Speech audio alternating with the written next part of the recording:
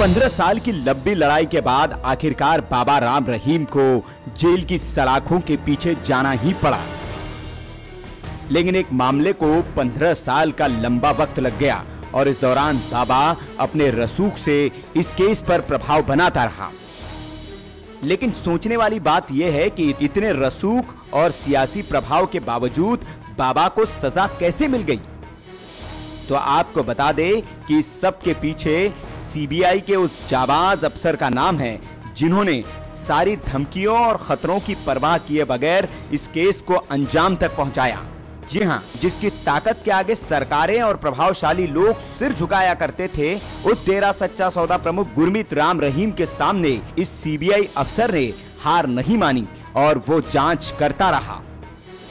CBI अफसर ने राम रहीम के रसूख को खूंटी पर टांगकर उनका पूरा का पूरा किला ढा दिया।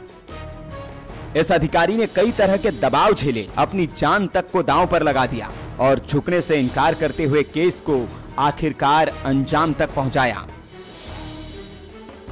आपको बता दें कि 15 साल पहले डेरे में साध्वियों के साथ हुए यौन उत्पीड़न को पत्रकार रामचंद्र छत्रपति ने उजागर किया था। पूरा सच नाम के अखबार निकालने वाले छत्रपति ने डेरे का पूरा सच और एक गुमनाम पत्र अपने अखबार में छापा था, जिसमें साध्वियों के साथ बलात्कार की बात लिखी थी।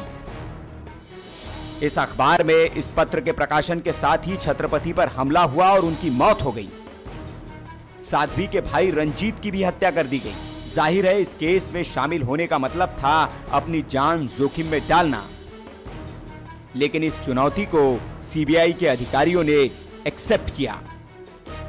पहले तो इस केस की कमान सीबीआई अफसर सतीश डागर के हाथ में थी, लेकिन 2007 में इनसे केस लेकर सीबीआई के तत्कालीन डीआईजी मुलिंजा नारायणन को राम रहीम का केस बंद करने के लिए सौंपा गया।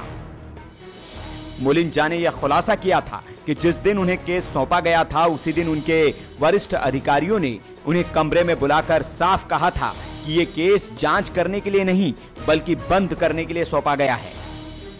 मुलिंजा पर केस बंद करने का काफी दबाव था, लेकिन मुलिंजा ने बिना किसी डर के इस केस की जांच की और अंजाम तक पहुंचाया। मुलिंजा ने तो ये तक बताया, जब बाबा को पूछताछ के लिए बुलाया जाता था तो वो बाबा बनने की कोशिश करता था, लेकिन मुझे लगता था कि वो एक डरा हुआ आदमी है। मुझे सबसे ज्यादा आश्चर्य तब हुआ जब मेरे जूनियर अफसरों ने भी केस बंद करने की सलाह दी।